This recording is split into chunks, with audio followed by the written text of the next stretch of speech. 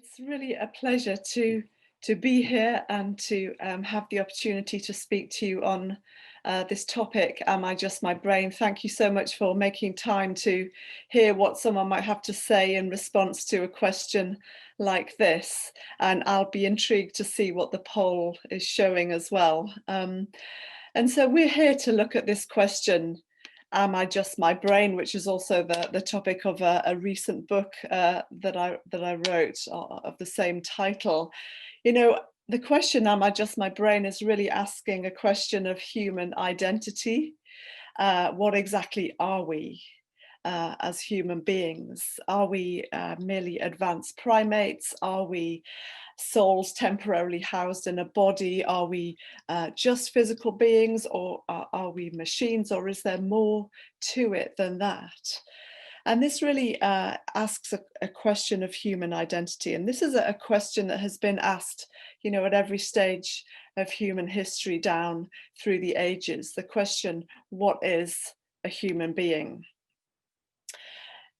If someone were to ask you, what is it that makes you, you, you might, there might be a range of answers that come back in response to that. For some people, the thing that makes you, you might be the relationships that you have, or the community that you're part of, or family.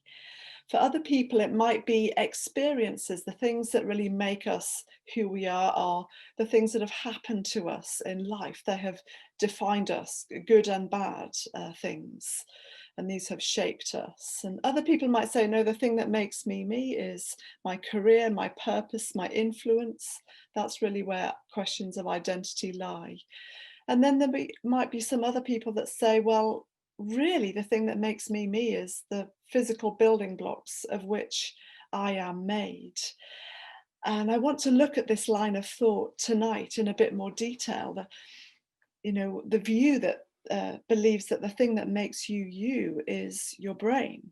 In other words, you are your brain. The choices that you make, for good or ill, the personality that you have, the behaviors that you happen to exhibit, even the religious beliefs that you may or may not have, are dictated by the activity in your brain. Now, I'm sure that I don't need to convince an audience such as this of how incredible the human brain is. This is more developed in human beings than in any other creature. It contains somewhere around between 80 and 100 billion cells. Each cell at any moment is sending impulses to thousands of other cells to which it is connected at speeds of over 250 miles an hour. At any one moment, your brain is generating enough electricity to power an LED light. Useful to know, particularly brings new meaning to the term a light bulb moment. This 1.5 kilo organ that sits in our heads is a melting pot of chemicals, hormones, and electrical activity. And I had the privilege of spending over 10 years in neuroscience research, particularly using functional MRI to look at the activity in the human brain. And so there's no question that this is an incredible organ. But does it follow that everything that it means to be a conscious human being is entirely dictated by electrical activity and brain chemistry? Well, some very brilliant scientists have thought so. One such person is Francis Crick, who you might recognise for his role in co-discovering the DNA double helix along with James Watson, and won the Joint Nobel Prize in 1964 for this. Well, later on, Crick goes on to write another book, The Astonishing Hypothesis, in which he says this: you, your joys and your sorrows, your memories and your ambitions, your sense of personal identity and free will are in fact no more than the behavior of a vast assembly of nerve cells and their associated molecules. As Lewis Carroll might have phrased it, you're nothing but a pack of neurons. What do you think about this view? Is it true that we are simply packs of neurons? Is this the best story that can be told about human identity? And we will also see that the "you are your brain" story has filtered into popular culture and is being voiced by non-scientists such as Yuval Harari. Harari is the author of a number of best-selling books, including Sapiens, which looks at the history of mankind, and also Homo Deus, which looks at the future of humanity. Together, these books have sold millions of copies worldwide. And in Homo Deus, Harari makes this assertion. He says, over the last few decades, biologists have reached the firm conclusion that the man pressing the buttons and drinking the tea from a vending machine, that's the context of the quote, is also an algorithm. Humans are algorithms.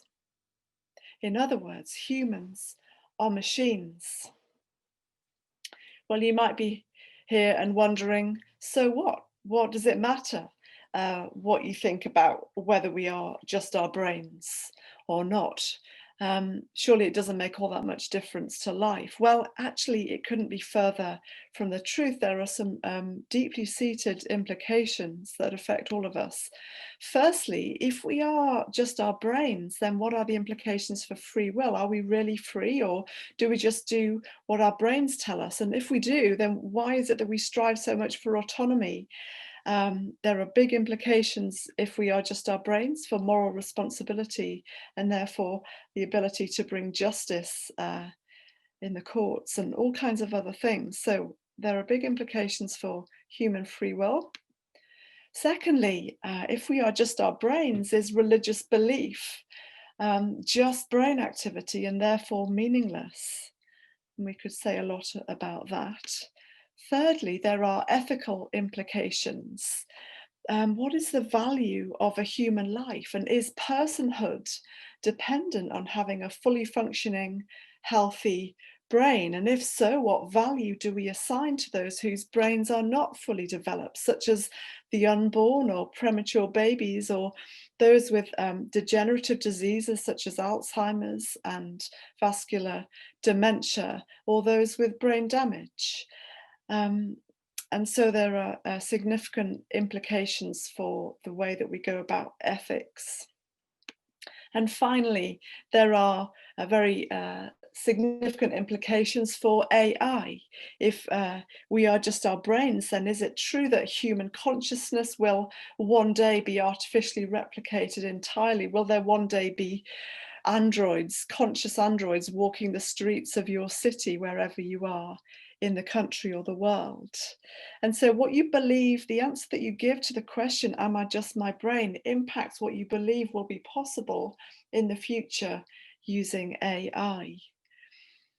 And so the answer you give to the question, what is it that makes you you? I hope I'm showing you is actually something that's important to all of us. It's not just for the neuroscientist or the philosopher, that there are actually very far-reaching implications to this question. And is there a better story that can be told about human identity than simply chalking it all down to brain chemicals and cell voltages? Well, yes, because many would agree that it is not enough to simply talk about the brain. You also have to talk about the mind. You see, there are two different things at play. There is the brain with its cells and electrical activity and hormones and synapses and chemicals. And then there is the mind with all of its thoughts and feelings and emotions and memories. You see, in addition to a brain, each of us seems to have an inner reality. We each have a unique first-person perspective on the world. And it was Thomas Nagel, formerly of Princeton, now at New York University, that said, you know, there is something that it is like to be you. And so how do we account for the fact that we are conscious beings? And so a key question that we need to be asking right now is, what is the relationship between the mind and the brain? And this really is the million-dollar question that lies at the heart of the whole conversation. And this has been debated for centuries. It's not a new question. There's a temptation to think that with the rise of neuroscience, suddenly we're forced to address all of these questions. This is not new. This goes back to the ancient world.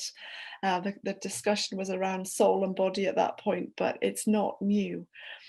What is the relationship between the brain and the mind? How do you get from cells to thoughts? How do you get from electrical activity to that conversation went really badly today? How do you get from brain chemistry to what should we have for dinner tonight? And the perspective driving this conversation is essentially saying that the mind and the brain are the same thing. When someone says you are your brain, they're saying that mental states are brain states, mental processes are brain processes, which is another way of saying there isn't really anything that it is like to be you. There is only brain chemistry and hormones and electrical activity. But surely this is an absurd way of thinking about human beings. First of all, we could say this is incoherent. It doesn't seem to hang together within its own framework, because it's a little bit like saying, well, the person expressing the view is saying, my first person perspective on the world is that there is no first person perspective on the world. And yet we don't live as though that is the case. Our bookshops are full of autobiographies where we're wanting to read about people's experiences, people's first person perspective. And of course, now we each have a story to tell about the impact that COVID-19 has had on us personally, in our families and our neighborhoods. And so we live as though human experience is surely more than just chemicals. It's more than that. And finally, we also treat other people as though they are more than simply brain chemicals. We experience outrage and anger at things like human trafficking, humanitarian crises, and institutional racism, precisely because we believe that the people involved are not simply packs of neurons, but conscious beings who experience suffering. And you know, the interesting thing is that we don't really need to even step outside the discipline of neuroscience to understand that it's way more complex than this view. The neuroscience itself argues that the mind is distinct and powerful in its effect on the brain. And there are several things we could look at, but one such study is a study conducted by Eleanor Maguire, published in Hippocampus in 2006, where they studied London taxi drivers and compared them with bus drivers. Now, London taxi drivers, as you know, need to memorize the layout of London, something called the knowledge. And this is engaging their working memory.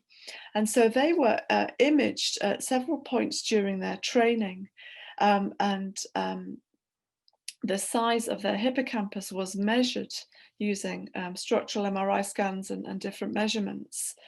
And they were compared with bus drivers who don't need to memorize the layout of London in quite the same way as the control. And what they saw was that the hippocampus had grown significantly differently in size. It had increased in size in the taxi drivers compared with the bus drivers.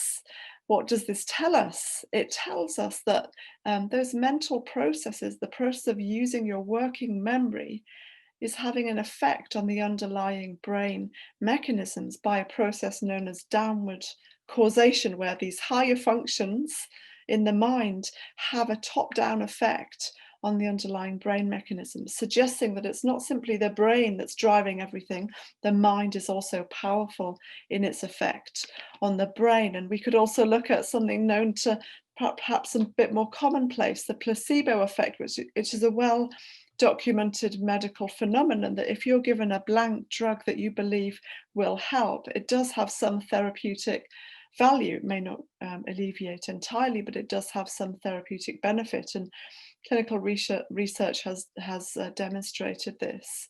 And this is another example of the power of the mind on the brain itself. And so there must be more going on than simply neuronal activity alone.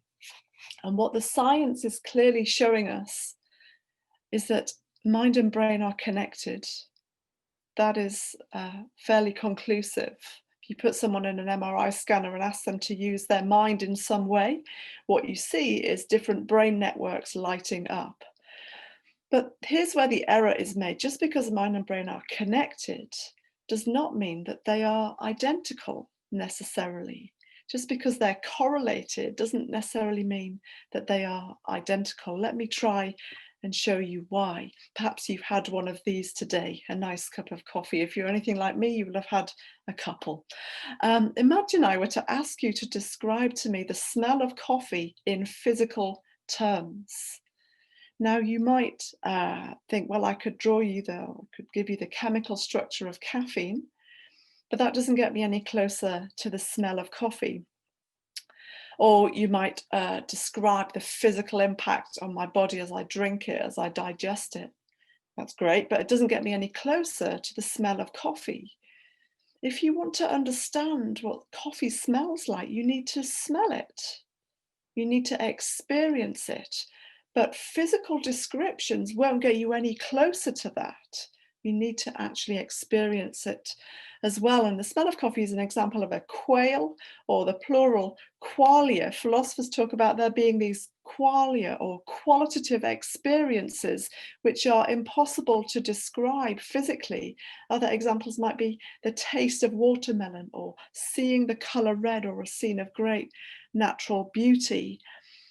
And so many philosophers and scientists, agnostics, atheists, among them, would argue that brain processes alone are not enough to account for qualia. Imagine we were to do an experiment to find out what it's like for you to revise for your next set of exams, or to go through an audit at work, or to write a report at work. And we decide to put an EEG cap on you, which is on the right of this slide. It's where you kind of measure the electrical signal from deep in the brain projected to the skull.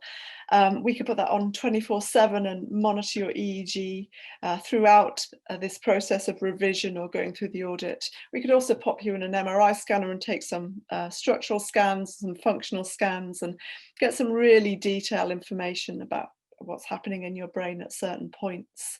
And that would all be really interesting. And I, loved doing that kind of work. But would that tell us what it is like for you to go through that process? Well, not really. We also need to talk to you. We need to ask what it's like to cope with, expectations and pressure and stress, and the things you enjoy about work as well. And so we need to access your thoughts, but it's as though we can't access your thoughts using physical processes. We need to speak to you. You see, brain processes and human experience are two very different things, and how we get from one to the other, as I said earlier, has occupied philosophers and scientists for centuries. And to the point that many agnostics and atheists acknowledge that this is a hard problem to solve. David Chalmers is Professor of Philosophy and Director of the Centre for Consciousness at Australian National University, and I think also New York University as well. And he has named this the hard problem of consciousness. He distinguishes between easy problems and hard problems. Easy problems are to do with looking at what happens in the brain when you move from one state of consciousness to another, such as from a state of awakeness to a state of being asleep, which I hope is not happening at the moment, or from a state of being awake to being under anesthetic. You could make some really interesting observations about what's happening in the brain as you move from that one state to another. But he terms these easy problems, and they're by no means easy. Whole lifetimes of work are taken up in their quest, but compared with the hard problem, they are trivial, because the hard problem of consciousness is trying to figure out how you make sense of conscious experience, how you explain that, what it is like to be you. Where does that come from? How do you account for that?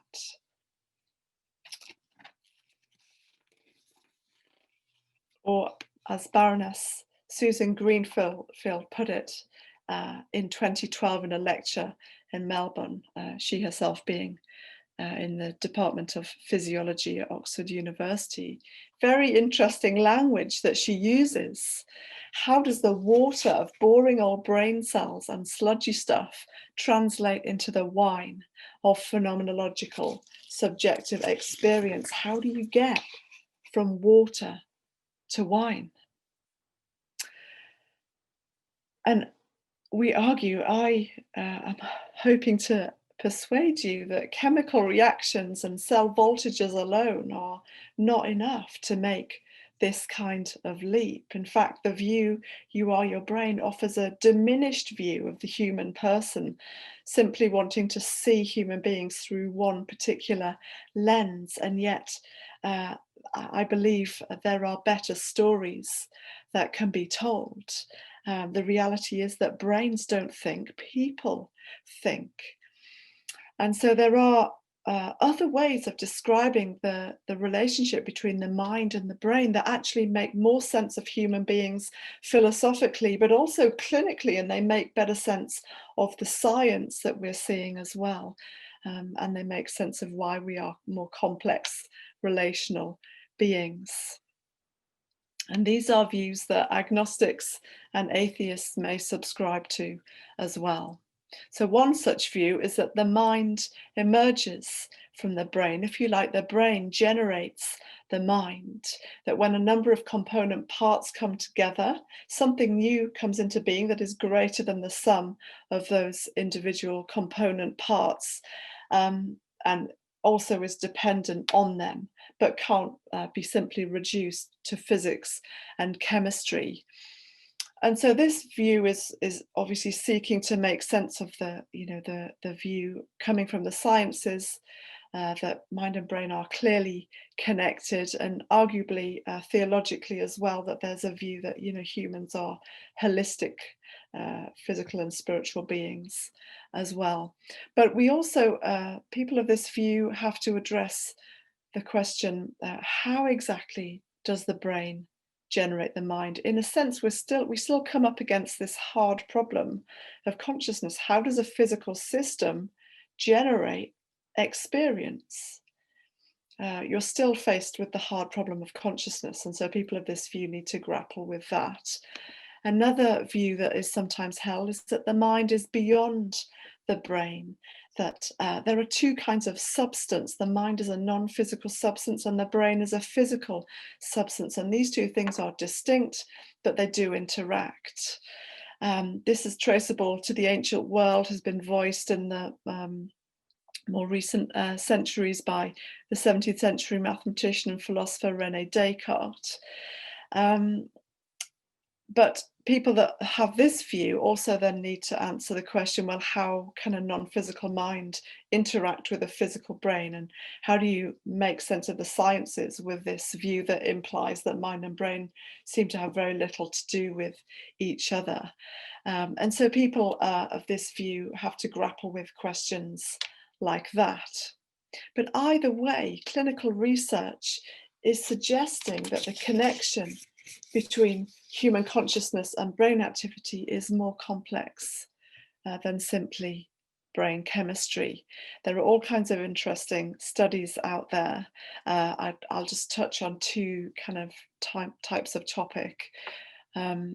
One is, what was a very groundbreaking study in 2006, conducted by Adrian Owen at the University of Cambridge, published in the very prestigious journal Science, where they were studying patients in a persistent vegetative state with clearly brainstem activity, but the neocortex, the parts of brain responsible for your higher functioning, were not showing any sort of detectable response.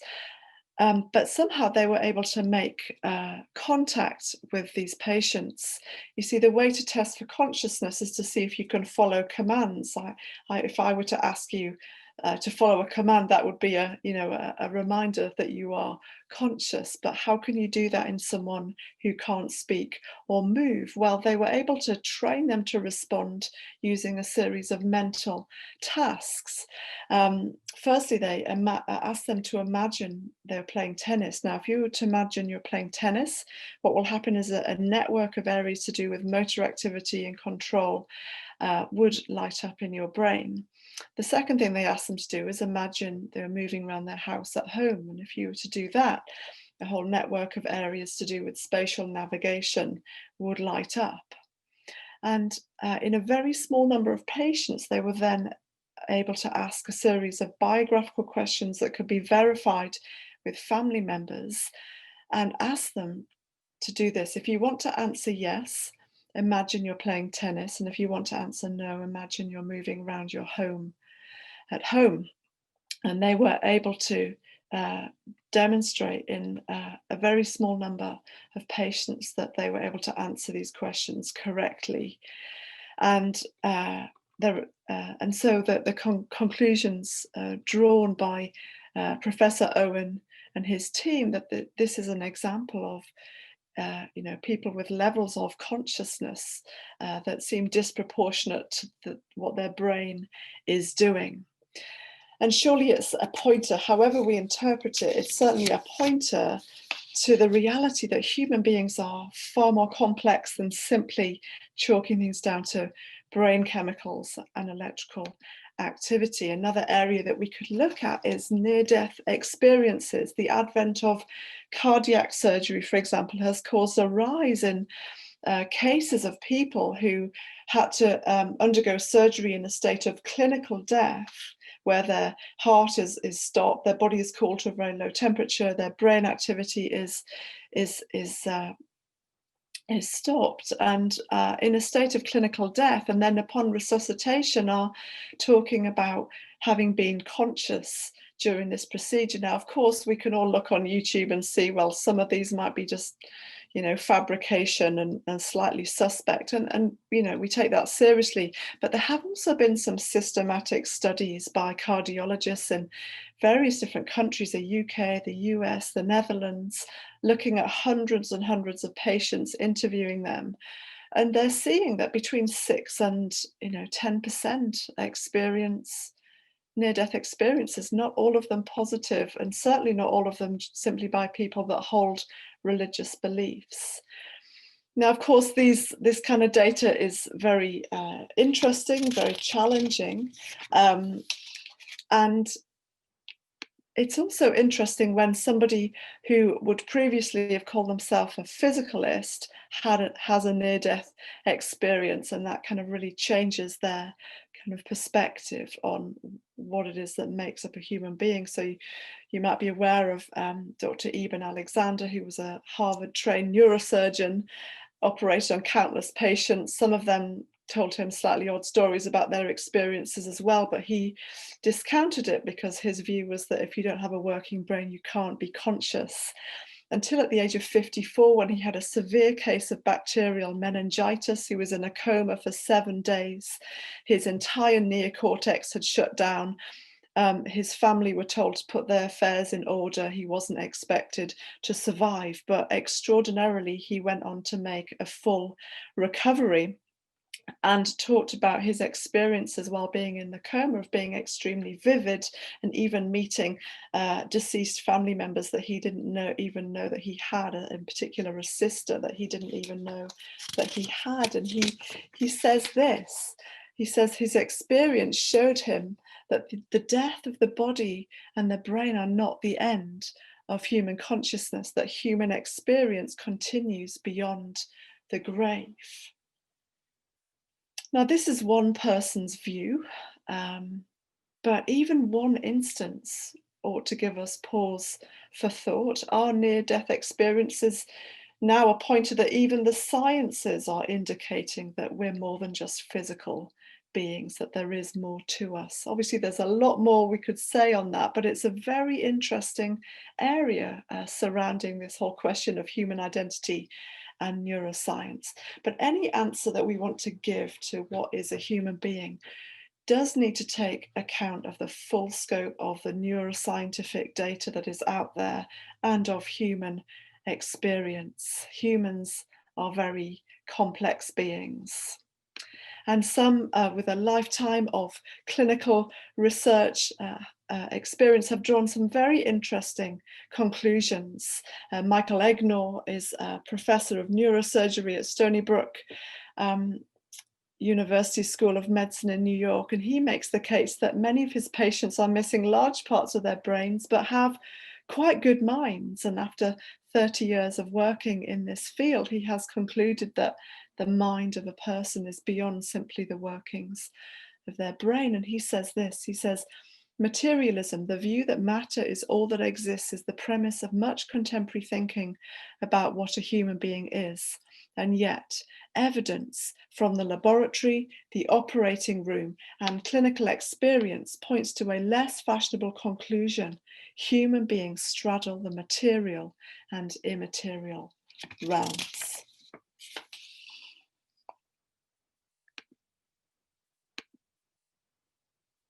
As I sort of draw to a close, I want to think about another question that is even more important, arguably, in this topic.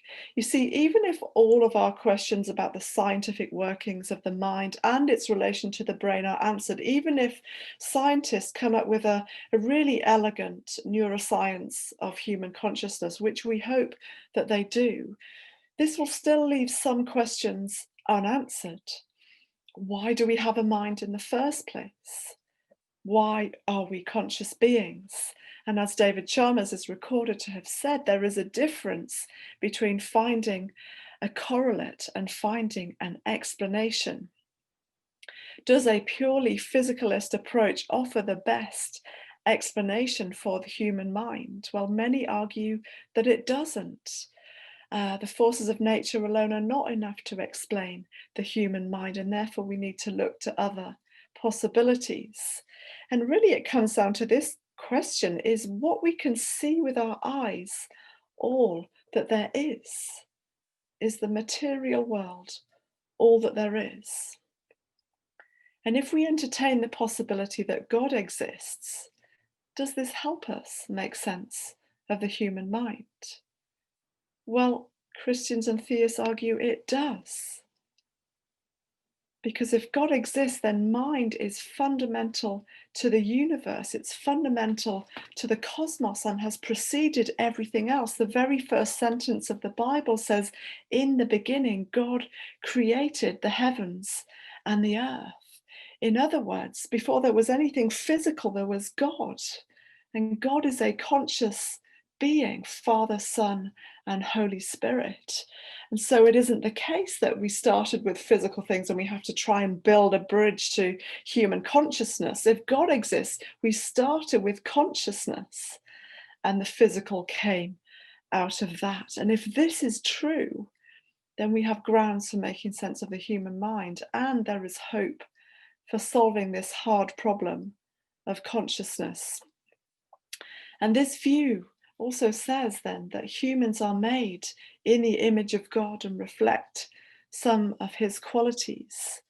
In other words, we have a mind because God has a mind. We think because God thinks. And to be a Christian is to be a thinker, not to stop using our brains and our minds. And we are conscious because God is a conscious being. Why, you might say? Well, ultimately, we could argue that the mind that we've been given also enables us to know God. The Judeo-Christian framework says that this God is also personal and can be known. And it's actually through our conscious awareness that we can enter and engage in that relationship with God that is on offer to every human being. So in closing, the question, am I just my brain, asks a question of identity. But if it's true that God exists and humans are made in the image of God, then there is an identity that runs far deeper than the activity of our brains. We are so much more than our brains, so much more than machines.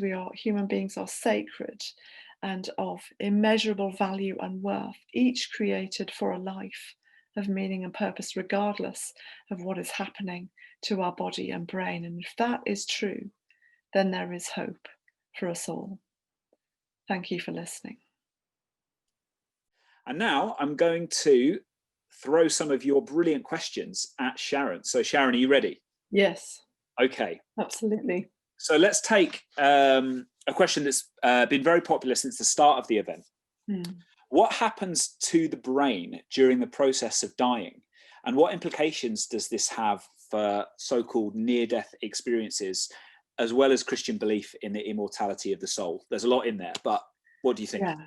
Yeah, thank you for the question, and for the person that asked it as well. And I just wonder if this question is particularly pertinent in this time when so many have had to die alone without kind of people around them. It's been a really heart-wrenching time for us as a nation and across the world with the COVID pandemic. And I think you know, I'm not an expert on palliative care, and in terms of like what's happening in terms of the neuroscience and how the different, you know, networks and areas kind of shut down. But what we definitely see again is the complexity of human beings, that even though that when it seems like the majority of the body has shut down, and even when the, you know, there's no more speech or ability to sort of converse, there is still a person there that needs attending and dignifying, and often can still hear. And then even when they can no longer hear, you know, there are stories of you know, visions of things beyond this world, and of Jesus as well. And so I think that this is another example of how we're so much more than just our brains, and that the need to actually, I think this is actually a huge area that we need to kind of develop more. I think it's another area for the church to give serious thought to. How are we going to care for our aging population with or without COVID? How are we going to sit at their bedside and help them die well? In terms of and who knows what kind of experiences are going on internally in them. This notion of the kind of the immortality of the soul, I think actually that phrasing comes actually more from Plato than it does from Christian belief. This notion that we have this immaterial part of us that just kind of floats off to heaven, that in a sense doesn't even really need a body. That's actually more to do with kind of Greek thought, ancient Greek thought, than what the Bible says. The Bible talks about human beings as being incredibly holistic, but at the point of death, well, that death is not the end, that there is a resurrection, but for the whole person. So the person will be, the person that trusts in Christ will be raised from the dead. But I think that the fact that we're so much more than just our brains means that we do need to give very serious thought to how we lead people and sit with them through this process of dying and enable them to go through all these different stages. Great, thank you. That also touches on another question that is in the mix at the moment, which is to do with how we understand mind and personality in those who might be suffering conditions like Alzheimer's, and who have this brain condition that they seem to lose a sense of who they are and what their identity is. So I wonder if you could speak to that, and does your research touch on that in any way? Well, broadly it does, in the sense that if you are just your brain, then as the brain degenerates, in theory, the person gradually disappears and fades away. But if there's more to you than just your brain, then what's happening in the brain may obviously does result in some loss of, I mean, the mind and the brain are degenerating to some extent in parallel, but there are also stories that talk about moments of lucidity for people in very advanced stages of Alzheimer's and dementia. Where I heard a story a few years back of a lady who was very advanced in her dementia, but some Christians had come into their care home and had given her a holding cross, and somehow she was able to grasp that Jesus had died for her, and was able to kind of kind of respond to him in a way that was appropriate to her cognitive ability at the time, and then died a few days later. And so if we're, you know, if there's more to us than just our brain, then there's still a person in there, one way or another, and our treatment of the people with dementia should reflect that somehow, rather than simply a purely physicalist approach to things. Sorry, don't know what happened there. Something crashed. Anyway, No yeah, problem. Did you got distracted by a book falling off a shelf? Did you manage to say everything that you wanted to? I think so. Yes. Right. Okay, great. So another question that's come up that's proved popular is around research into mind and consciousness in other animals. Yes. So apes, chimps, dolphins, even pigs sometimes come up as Yes. very intelligent and showing some degree of consciousness. So what are the implications for how we understand consciousness and our own self-consciousness as human Yes. beings? Is there some sort of delineation between Yes. animal and human in a Yeah. scientific sense as well as a theological sense? Thank you for the question. I think there's a lot in there, and I think that what the animal research seems to be broadly showing is, as you say, that there are levels of consciousness in the animal kingdom, and some species more than others. So, you know, chimpanzees and dolphins are up there. Definitely at the sort of higher end of things. But I think there would be, even behavioral scientists draw a distinction between what animals are capable of and what humans are.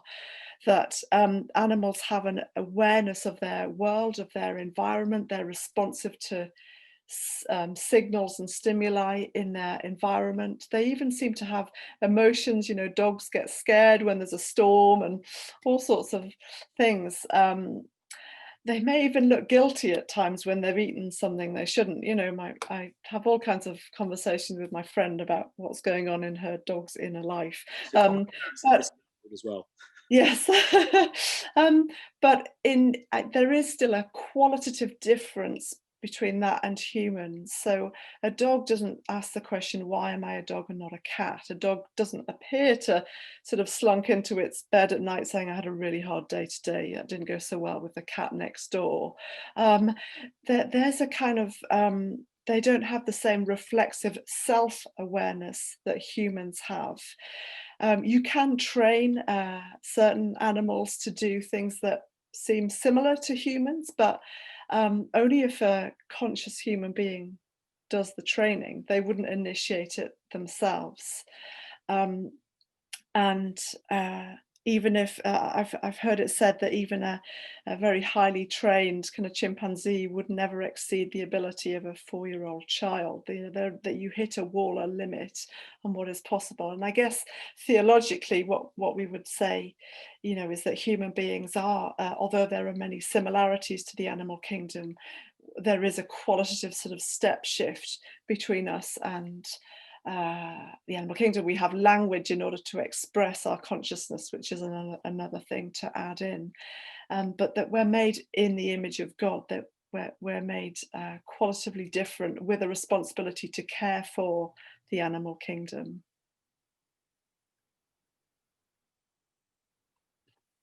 Great, thank you. I think I may have just lost your sound there at the end. Are you still with us, Sharon? Yeah, I am. I'm sorry. Do you want me to say the last bit again? Or? No, that was, I think, as we heard you say, that we are made in the image of God and are qualitatively different to the animal kingdom. Okay. Which was a good point to end on, if that was where you were happy to end. Yeah, that's fine. Great, fantastic.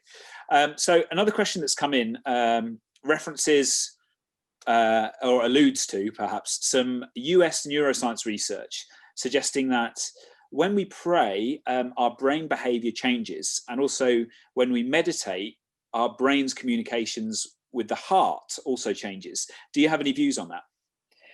Yeah, I think that this is really interesting data, isn't it?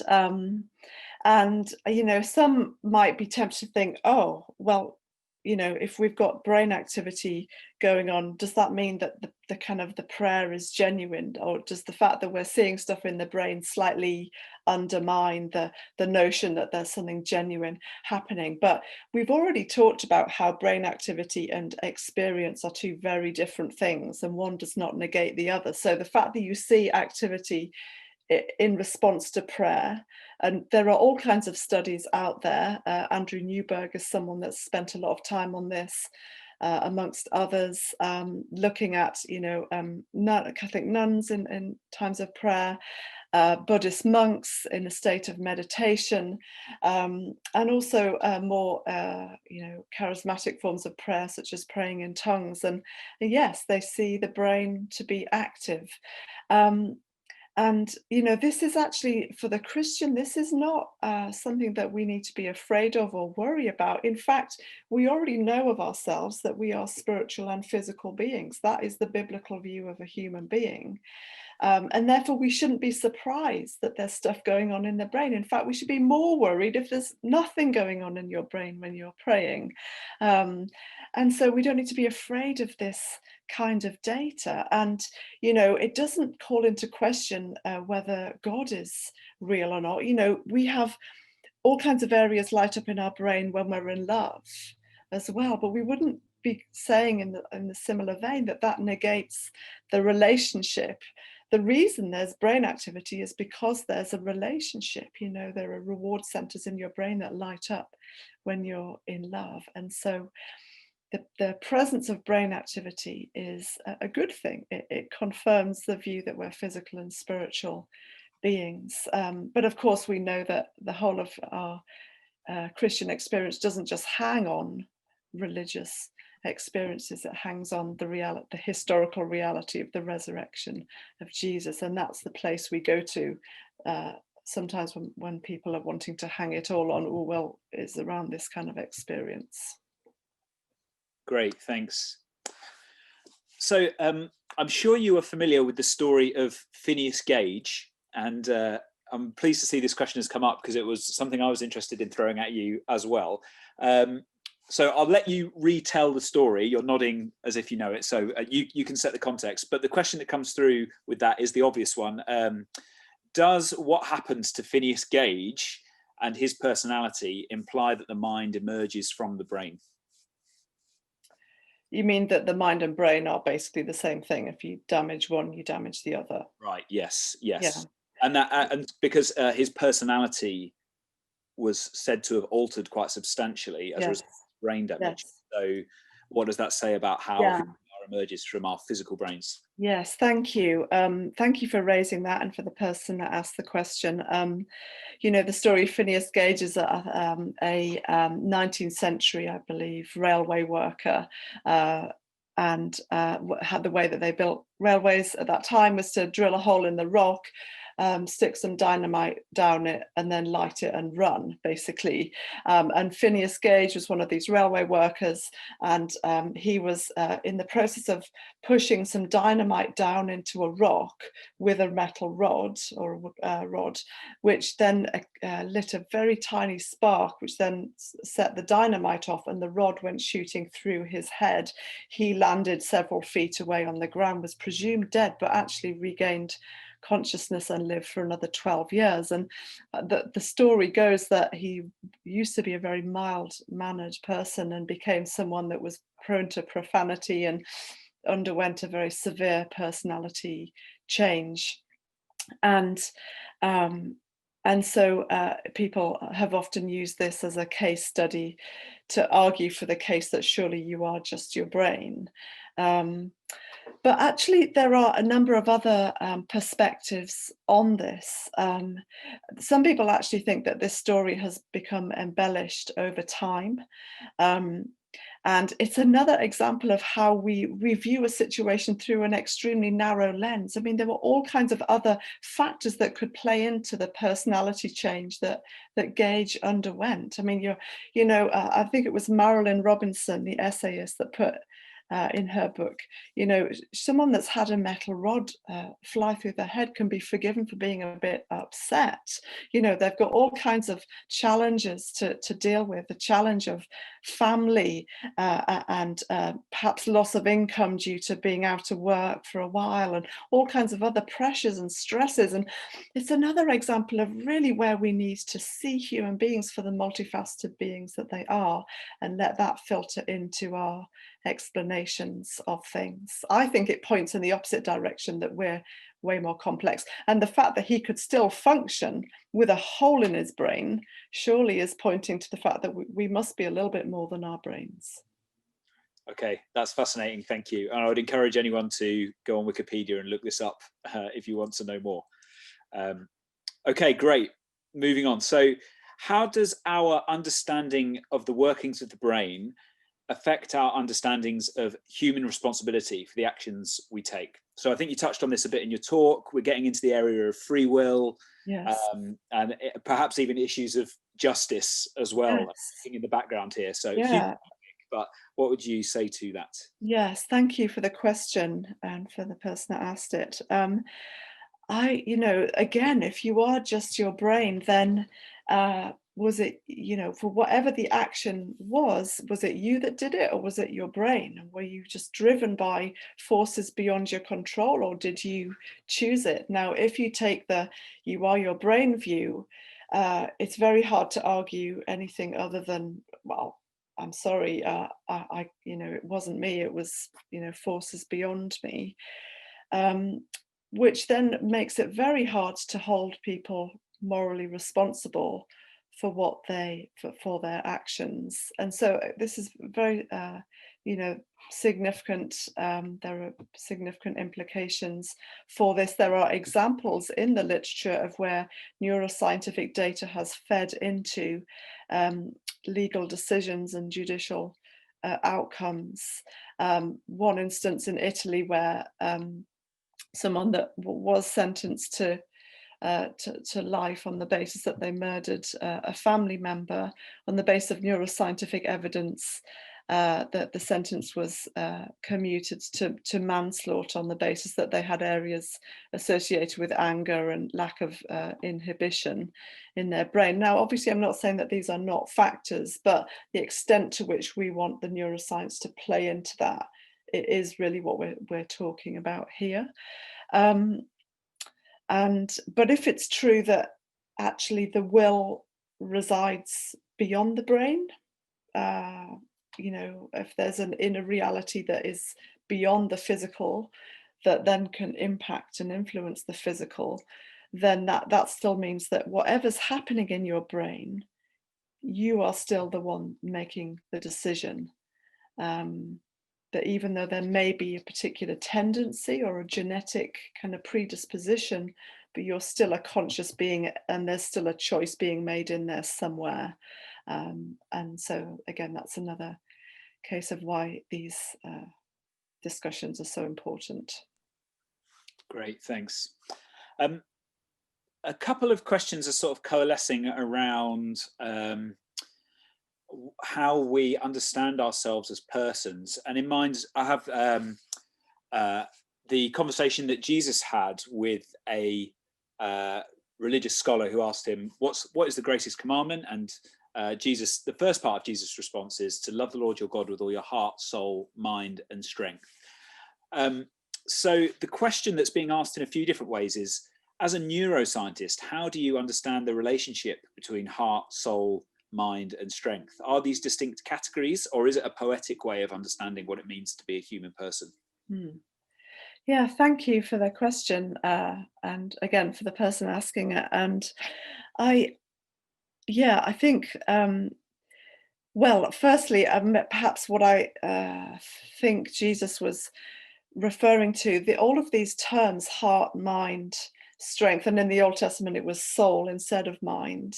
It seems to be our references to an inner reality, but I'm not sure that it's that they are sort of divisible. Again, our temptation to divide is very strong in this whole area, but the view of the person is always holistic. It's an integrative approach to human beings, that we have these different facets, but these terms here are not actually referring to philosophical entities.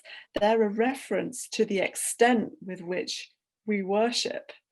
So the way that philosophers talk about mind and soul isn't always the same as the way that Jesus talked about them, or how theologians might be thinking about human beings. These verses are saying, this is how much you should be worshipping God with everything that you've got. And that's a holistic term. And even the use of soul in the Bible is sometimes very much tied to the physical, and sometimes it's distinct from the physical. And we could see parallels with the view that that the brain generates the mind, or that the mind is beyond the brain. We see hints of both of those in Scripture in some ways. But in the sense that we're integrated beings, but we will also survive the death of our bodies one way or another, or we will be resurrected. I'm not sure if that answers the question. If you want to come back. Well, I just wonder if anyone in the audience is in a conversation with one of their work colleagues tomorrow, and they say, I went to this event on Am I Just My Brain? And the work colleague says, well, how did the presenter define brain, and how did the presenter define mind? Which these two in tension with one another is something you alluded to in your talk. So yes. How would you help someone answer that question? Yes, I would go back to my early definitions of the brain is the physical thing with the cells and the chemical reactions and all of that, and the mind is the thoughts, feelings, emotions, this inner world.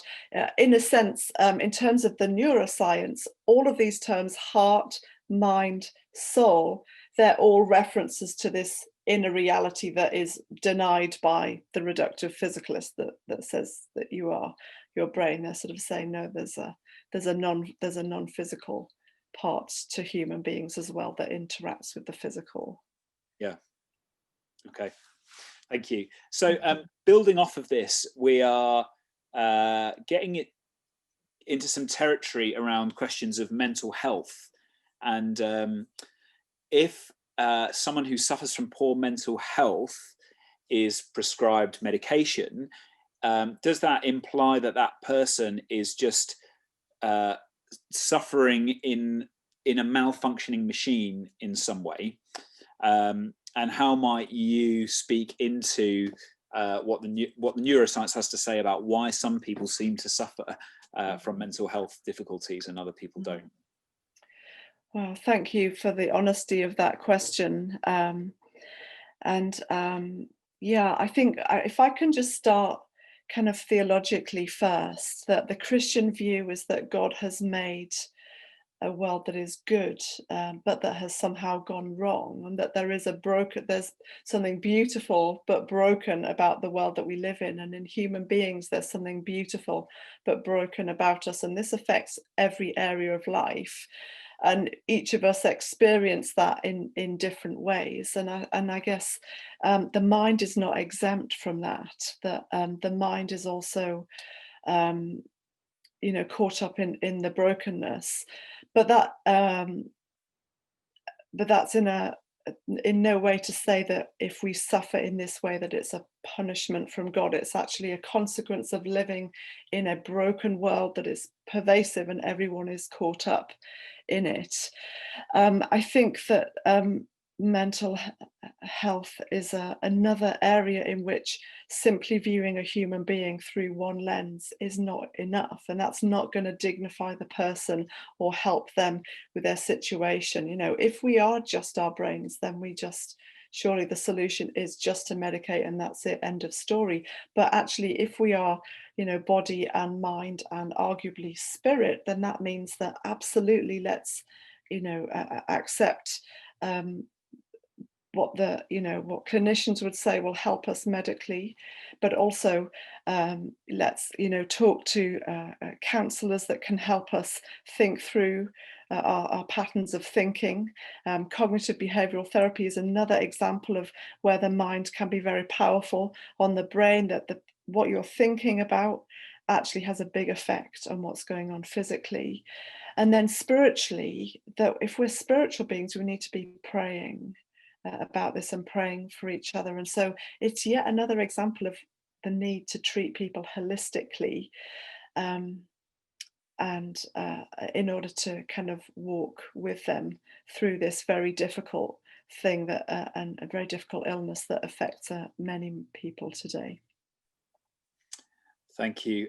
A question related to that, and I hope I'm going to frame it in a way that does justice to what this person is asking, but I think the question might actually be in two parts. The first part is, I guess in your experience, how do people that suffer with poor mental health, or perhaps just biochemical imbalances that lead to poor mental health, how might this affect a person's ability to experience God, even if it's only during the duration of their illness? Yeah. And that might be a more psychological, theological question, but yes. see what you see. Well, what you think of that anyway. No, absolutely. I thank you for the question. I want to be honest with you and say that I have experienced other forms of suffering, but I haven't experienced mental illness, and so I'm not speaking from a place of experience. And I hope that there are others that can and do. But what I have observed in my thinking about this is that the state of the human brain and the human mind is no barrier to meeting with God and to engaging with Him. It's a different thing, but I use the example in my book of a member of my local church who has very severe physical and mental disability, and yet he worships God in a way that in some ways surpasses the joyfulness of the rest of us who are able-bodied and able-minded, and so I have a lot to learn from him, and he meets with God, and he's an example to us all. And I just wonder, I mean, a lot of the Psalms are written by people who are in quite a state of despair, but the difference is they take their despair to God, they talk to Him about it, and He meets them in it. And very often you see these Psalms start really negative, and as they engage with God, it becomes more positive. As God engages, He wants to hear from us whatever is happening, the state of our mind. And that sometimes there's so much shame surrounding mental illness. I think God wants to say, I don't buy that, you know, you come to me, whatever's going on. I want to know you. I know you already. I want you to know me and to know strength and a way through it. You know, when it talks in Psalm 23 about I will fear no evil and walking through the valley, the implication is that there is a way to walk through it with God, and that is very much that it's the state of the mind and brain is no barrier to God. And actually, the other thing that came to mind was Gethsemane, when before Jesus was about to be crucified. You know, there's a sense in which there was a deep depression that came over him in those moments of wrestling with what was to come, and again God sent angels to meet him in that place. And that's my prayer for you if you're asking this question from a state of real darkness or even suicidal thoughts, that God loves you and knows you and says, come to me and talk to me, and there is a way through, there is hope. Thank you. That's a great answer. Wise and compassionate. I think meeting the person in questions like these is often the real issue, rather than just dealing with the intellectual objection, perhaps. So, Sharon, you've done an amazing job. Can I fire one last question at you? Of course. Thank you. And again, this is one that I think might come up in people's conversations with family, friends, and work colleagues tomorrow. How is the brain related to this ability to have faith is the question. And I think the implication there is there some sort of faith gene that makes it easier for some people to believe in God, and other people it makes it impossible for them to believe it? What would you say to that? Okay. So the very short answer to that is there is no faith gene, just like there is no God gene, because if you ask a geneticist, something as complex as religious belief cannot be traced to one gene locus in the human DNA.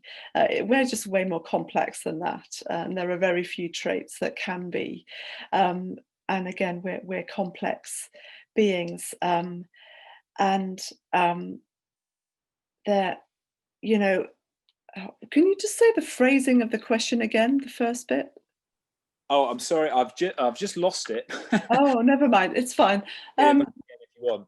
Yeah, so It was to do with just, I guess, helping people engage with friends, family, peers, colleagues tomorrow who say, you're predisposed to believe because of X, Y, Z factors in your brain, and I'm predisposed not to. And or even as simple as that, perhaps. What would you say? Yeah, and actually the brain imaging data, when it looks at kind of religious belief and the areas that are engaged when people pray, by the way, are what you might call kind of housekeeping parts of the brain. So a little bit like the kitchen table in my house. So yes, it's used as a table, we eat meals around it, but I also have helped my children with homework or with craft, or I've written talks around the table as well. And so that you see that this function that is multifaceted, and it's not just for one particular use. And it's the same with the machinery that plays into what's happening in the brain during religious belief and experience, which basically means every human being has all of the brain machinery that they need. And actually the way that we begin to engage and relate to God is through our conscious mind. And that's why, particularly why this is so important, that the fact that we're able to think these higher thoughts: is this life all that there is? What is the meaning of my life? Is there a God that loves me?